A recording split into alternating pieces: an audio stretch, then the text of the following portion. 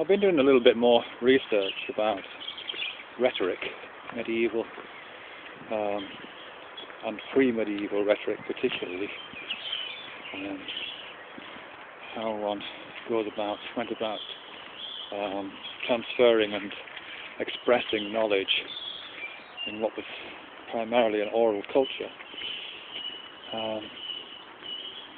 And this term Ductus came up again, which I've spoken about before, and which I'd seen referenced as meaning something like flow, or flow, the way that sounds and meanings sort of tumble over one another both in their expression and in their reception, which I really liked. I've also came across a reference to which talks about Ductus, but talks about it also meaning style. Which I guess is the same sort of thing, but it's a nice little inflection on it, where the style of delivery is considered to be the sort of flowing conduit, if you like, or the passage through this sort of conduit.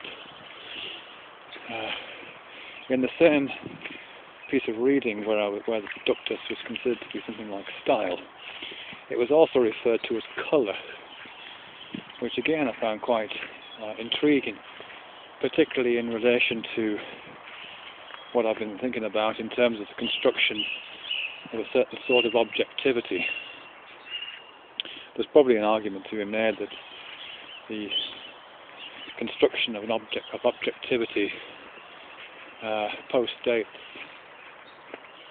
oral culture, or at least becomes strengthened beyond a certain sort of moment in cultural history when the oral is overtaken by the literary, I guess, something like that. Because in the kind of what am I trying to say here? In the kind of simulation of objectivity, the conditions are set up, imaginary visual conditions are set up, in which the object of that objectivity, the scopus of knowledge at the end of the Ductus, if you like, is made as object-like as possible by rendering the language which leads from the speaker to the object as apparently clear and transparent as possible. And as part of that transparency, part of that clarity, part of the lucidity of one's speech, is the notion that it is also colourless. So in relation to Ductus being a sort of synonym for colour in rhetorical terms, in medieval times at least, there's an implicit acknowledgement that colourless speech is not rhetorical speech, it's not knowledge carrying. And I'm not even sure they would have the idea of colourless speech. I don't know if that. I'll have to look into that more. But there's no sense that there's such a thing as speech without style. It would be the equivalent of travelling without moving, or leaving the stasis and arriving at the scopus without an interfering period of Ductus. So that's. There's something in there that I'm quite interested in.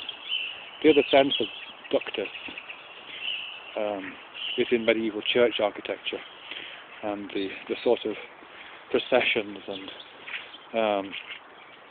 and movements that took place through the church. Apparently, this is again in Mary Carruthers' book Craft of Thought, where she identifies particular positions in the church where one might stand and look out, expectore, look out expectantly, spectate into the future, to the other end of the church architecture, perhaps some significant point at the other side of the church, in which the object of one's gaze, no, it's not the object, the destination of one's gaze, the scopus is realised, and the ductus is the walk that one would take from stasis to scopus, and it's in the walking, in the passage along the ductus, in the ductus itself, that knowledge is gained, if you like, or enlightenment is offered, or something along those lines.